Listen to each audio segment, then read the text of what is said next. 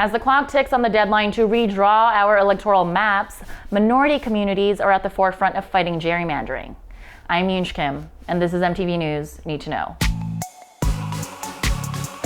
Census data released last week showed that young people of color fueled huge growth in our country, with Asian Americans being the fastest growing population.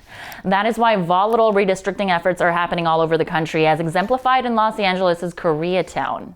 Now, young people in LA are joining the long fight to make Koreatown a single unified district, because right now, this one community is split among 4 different city council members. And this kind of change can happen only once every 10 years after the census, so community leaders are pushing hard with a change.org petition because, as the petition states, when communities are kept together in one district or grouped with neighborhood communities that share interests, we can develop a stronger voice and demand accountability from our representatives. A unified Koreatown will streamline public services for both residents and small businesses. K-Town was built in the early 1900s as a neighborhood where Korean immigrants were relegated by housing segregation laws. But Koreatown suffered the most damage from the 1992 riots, and the lack of a single city council member to address the financial hardships that Korean Americans faced made older generations realize the importance of having a political voice.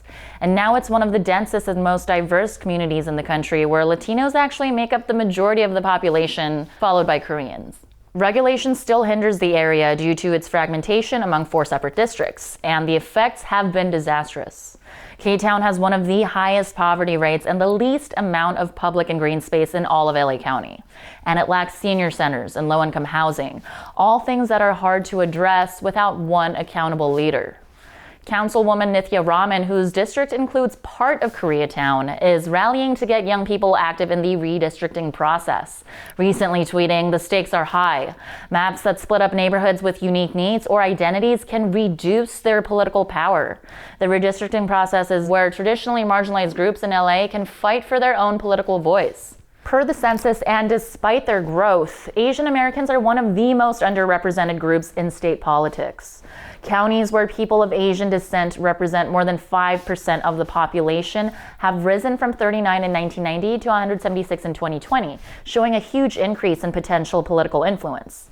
And since the last census in 2010, Asian American communities have grown significantly in red states like North Dakota, South Dakota, Texas, North Carolina, Georgia, Indiana, and West Virginia, states that also have a traditionally white voter base. But along with an increase in Hispanic and Black populations, this new type of minority coalition helped secure a Democratic victory in the 2020 presidential election and a Democrat majority Congress. And in Georgia, Stacey Abrams' state seat was filled by Vietnamese American Binh Nguyen. All of this is why Asian Americans and other minorities have become targets, especially in the South, where racist gerrymandering is more prevalent. In 2013, the Supreme Court even struck down key parts of the Voting Rights Act, including protections against gerrymandering.